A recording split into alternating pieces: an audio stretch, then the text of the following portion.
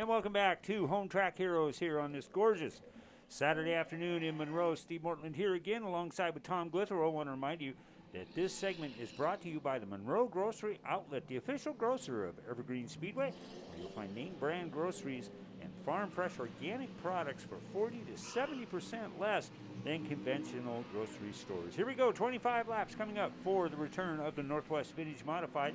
On the front row in the 77 will be Vern Houston. Outside of Vern in the one car, a heat race winner earlier today, Brian Cottrell.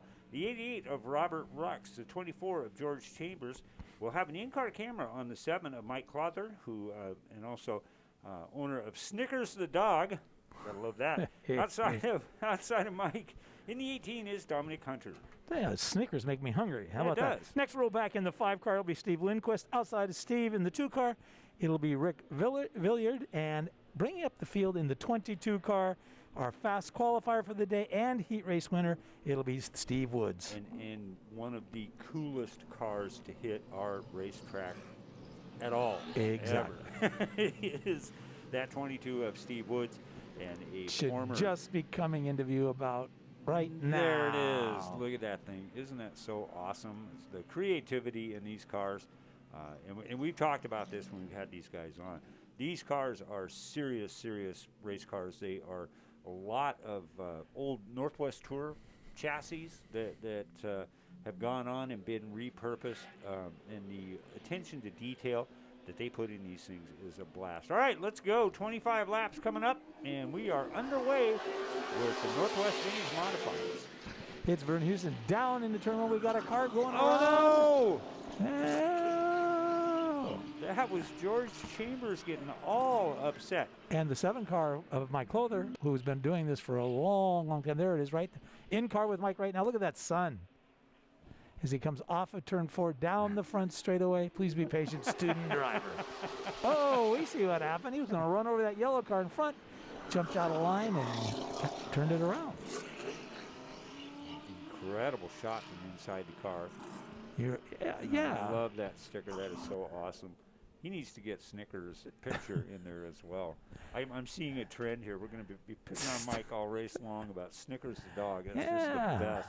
So we'll get him racked back up, and thanks to Monroe Grocery Outlet for bringing you our vintage modifieds in this segment here, and appreciate all the work and all the help and support that all of our sponsors have brought to us in 2020, this crazy wacko year that it has been. We'll get them racked back up behind our Chevrolet Camaro pace car, as mentioned earlier, brought to us each and every week by Speedway Chevrolet right here in Monroe. They're just kind of moseying on down. That pace car will make a left turn right here at the access road, and that'll be another sign for the drivers. They know that the next thing they're going to see is the green flag as they come off turn 4. Right about there, the sun is jumping in their eyes. It makes it a little difficult to see. All right, let's try it again. Vern Houston and Brian Cottrell will bring him down into turn number 1 a lot cleaner this time. Cottrell on the outside, a good start down the backstretch. Right now, he's clear to take that lead. He'll take him down into turn 3. Great shot overhead. That was so cool. That was really well done. And as they come out of turn 4 to complete lap number 1, you see Vern Houston still hanging on to that. I'm absolutely loving that number 88, the yellow car there in second spot of Robert Rux. The number 7 car, Mike Clother, that car has been in this game, as you heard him talk about when Brandon Chavez interviewed him at the start of the show. But he's always kept that same body style. It's so cool to be able to pick that thing out.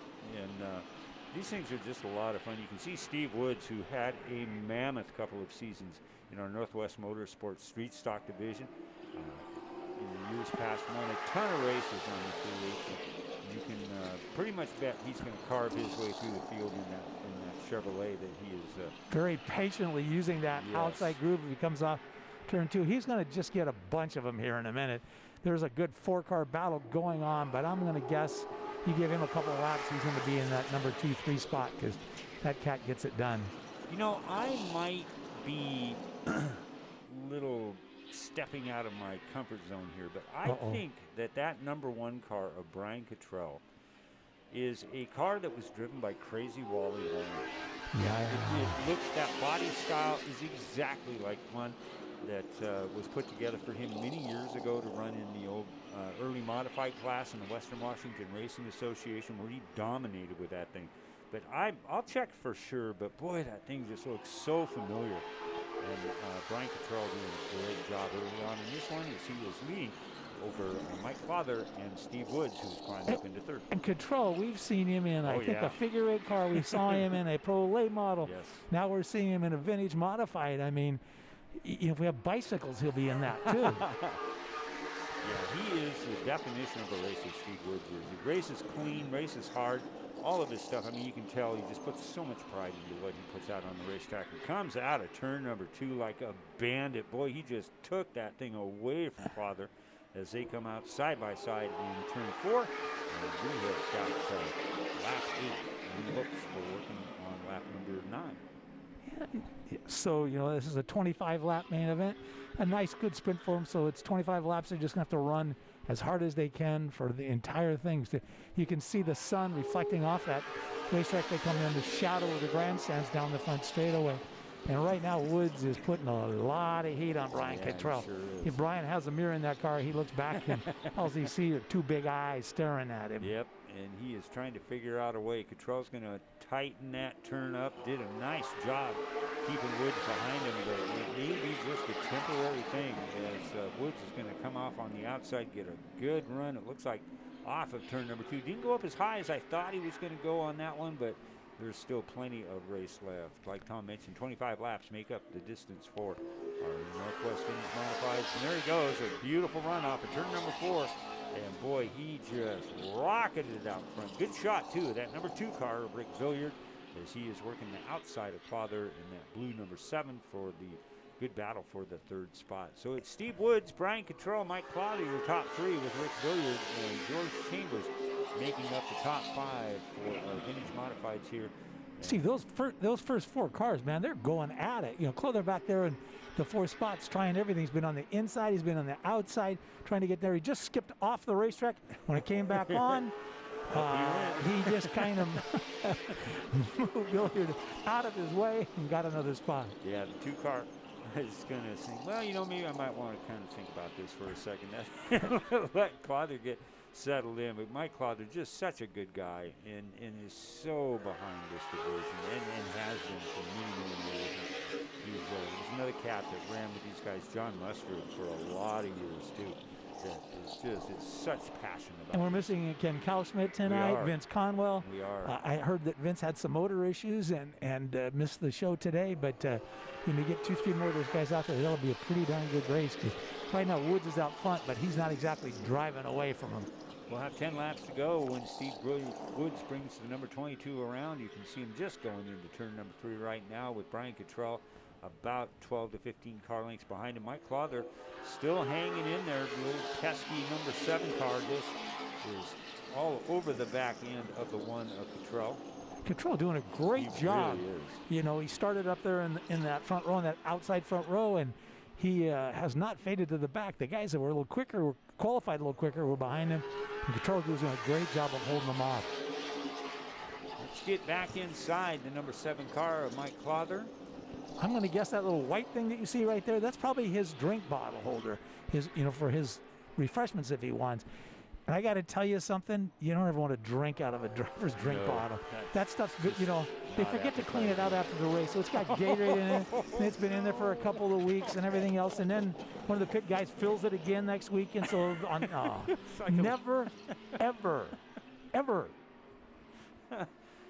All right, what's going on here? We've got a car drastically slowed on the backstretch. Looks like he will pull into that access road, and we'll keep this thing under green here as we'll have 5 laps to go.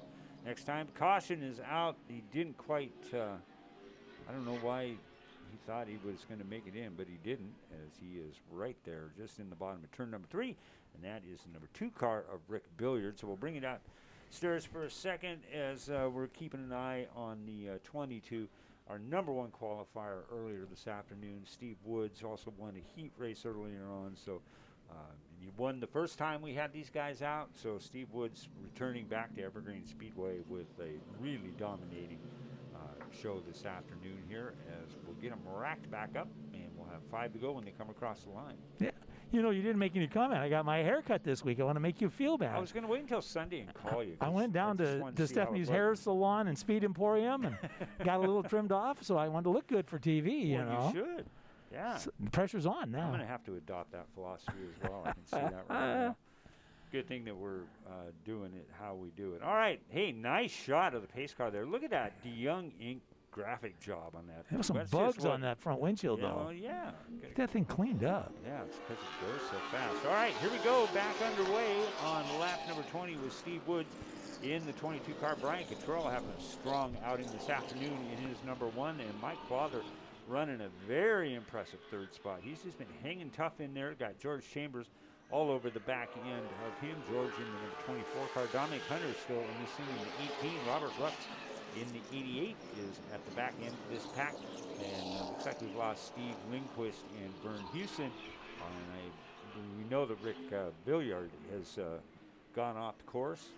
Look at this coming up. Man, Steve Woods is just that guy is just, he is on a different planet. But a great 5-car battle going on right now. You know, Cottrell just, I don't think he has the fastest race car out there, but he is consistent. He hasn't missed his mark. Takes it down the corner right there on the white line, and he's going to say, okay, if you're going to pass me, you're going to go around me. And then he kind of lets her slide up just a little bit, pulled it on the inside, and outside of that will be George Chambers. George and his brother Chuck started their racing career. Their father raced at Spanaway Speedway in Tacoma years ago, and then they came up here and ran late models for a number of years, and then you know, no, there goes Cottrell. He just threw it away. All right, we're going to see if we can get a couple of different vantages of what happened to Cottrell coming out of turn number 4 here. Let's get inside with Mike Clother and get his take on it. And I think the sun had a lot to do with this. You're right. Just in that spot right on the left bumper tip, you know, give him a little bit of help, and around they go. Yeah. Yeah, so there's a slow-mo. Let's see what happens here. Closing. You know what it looks like, though? Cottrell looked like he got just a little loose, lost the run of that race car, maybe lifted just a little bit, and Clother was right on top of him. All right, we'll bring it back upstairs while they get this thing regrouped and get them back under line. A few more laps to go for our Vintage Modifieds. We still have coming up for you later on our Youth Hornets coming up for 20 laps, a 50-lap main event. The Hornet Nationals coming up, and a car count that is really impressive, as it always is for the Hornets when they have the Hornet Nationals. A lot of the guys that only race sporadically a couple times a year, these are the ones they come out for. That trophy's a little bigger, that check's a little bigger, so bring it on out.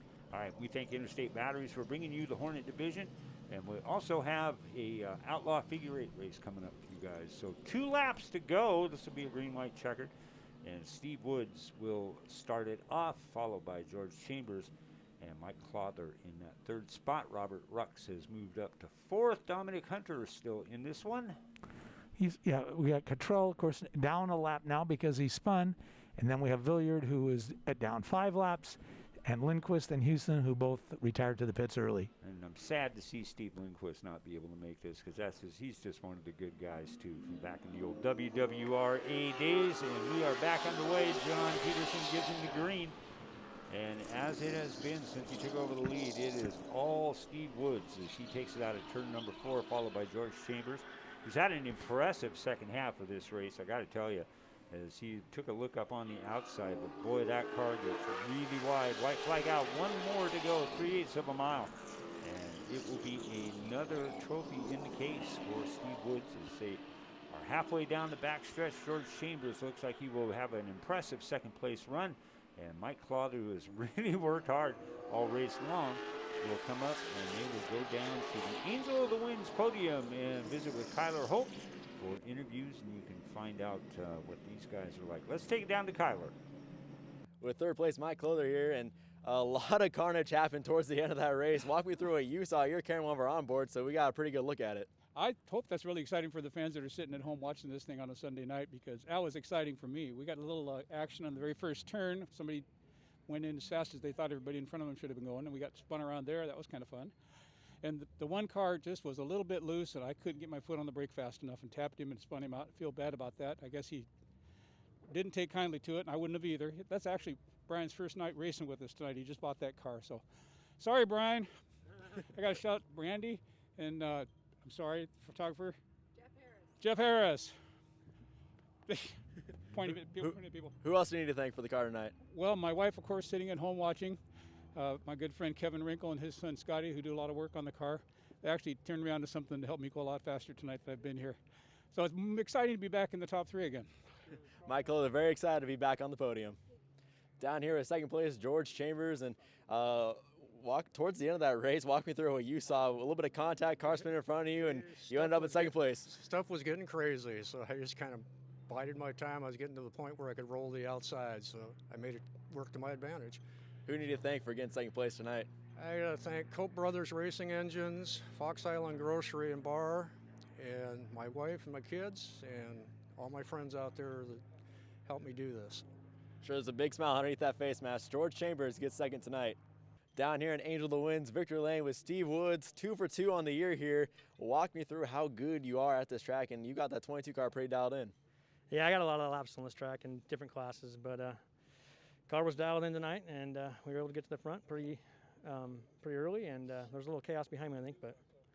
Well, chaos in front of you too on that first lap. What did you see in your windshield? I was just laying back because I was ready for something like that to happen. You know, on restarts like that happens quite a bit. Who do you need to thank for your win tonight? My wife, my dad, John Woods, Rick Villiard, First Day Electric, and everybody that is usually out here, all the fans that can't be here. I'm sorry. I'm glad you guys get to see it on TV, though, and that's about it.